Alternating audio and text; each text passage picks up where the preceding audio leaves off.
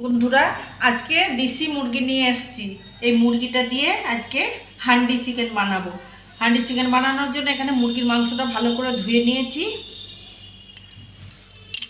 আর এখানে পেঁয়াজ, কাঁচা লঙ্কা, টমেটো, ধনেপাতা, আদা, রসুন, আলু, আর গোটা রসুন আর গোটা পেঁয়াজ নিয়ে নিয়েছি।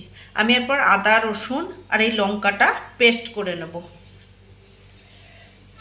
আদা, রসুন, লঙ্কা, ধনে, জিরে, হলুদ সব একসঙ্গে মশলাগুলো রেডি করে রেখেছি। আমি নুনটা পরে দেব, কেন মাংসের নুনটা এখনই দিলে পরে মাংসটা জল কেটে যাবে। নুনটা আমি পরে দেব। আমি মাংসটায় দই দিয়ে দিলাম। এটা মাখা হয়ে গেছে। আমি এরপর ওর মধ্যে বেটে রাখা পেস্টটা দিয়ে দেব।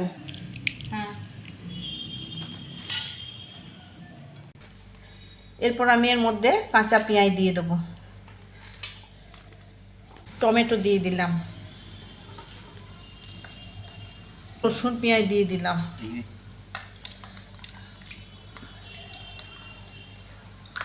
আলু দিয়ে দিলাম,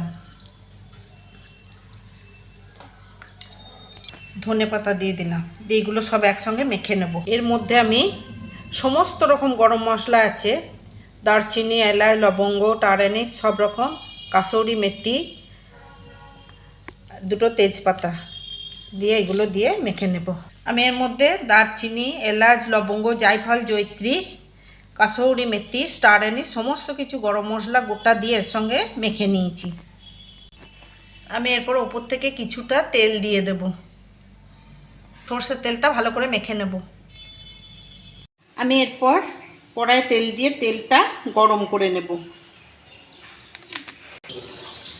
তেলটা গরম হয়ে গেছে। আমি এরপর কিছুটা তেল হাঁড়ির মধ্যে দিয়ে দিলাম।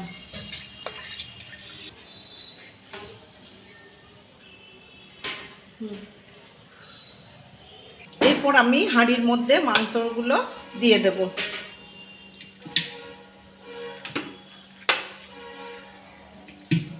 আমার হাঁড়ির মধ্যে সব সাজানো হয়ে গেছে। আমি এরপর নুনটা দিয়ে দেব।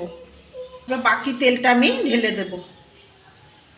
ঢাকনাটা দিয়ে আটা দিয়ে চিপে দেব।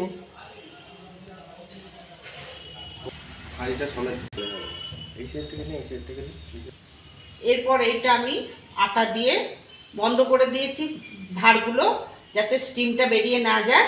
এরপর আমি এটাকে গ্যাসে বসিয়ে দেব। আমি এরপর এটা গ্যাসের মধ্যে বসিয়ে দিয়েছি। দিয়ে গ্যাসটা আমি একটু বাড়িয়ে দিয়েছি। একটু গরম হলেই এটাকে আমি কমিয়ে দেব। এরপর আমি গ্যাসটা কমিয়ে দিয়ে হালকা আঁচে বসিয়ে রাখবো। আমি আধ ঘন্টা পরে হাঁড়িটা খুলব। বন্ধুরা, আর হান্ডি চিকেনটা সুন্দর গন্ধ বেরিয়েছে। আমি এটা এরপর বন্ধ করে দেব, কারণ আমার ঘড়ি ধরে আধ ঘন্টা হয়ে গেছে। এটা দেশি মুরগি তো, ওই জন্য আমি আধ ঘন্টা কমিয়ে রেখে দিয়েছি। আমি এরপর গ্যাসটা বন্ধ করে ঠান্ডা হবে, তারপরে আপনাদেরকে খুলে দেখব। তো আমার মাংস সেদ্ধ হয়ে গেছে। আমি এরপর এটা প্লেটিং করে নেব। রেডি হয়ে গেছে। আমি চিকেনটা একটা পাত্রে ঢেলে নিয়েছি।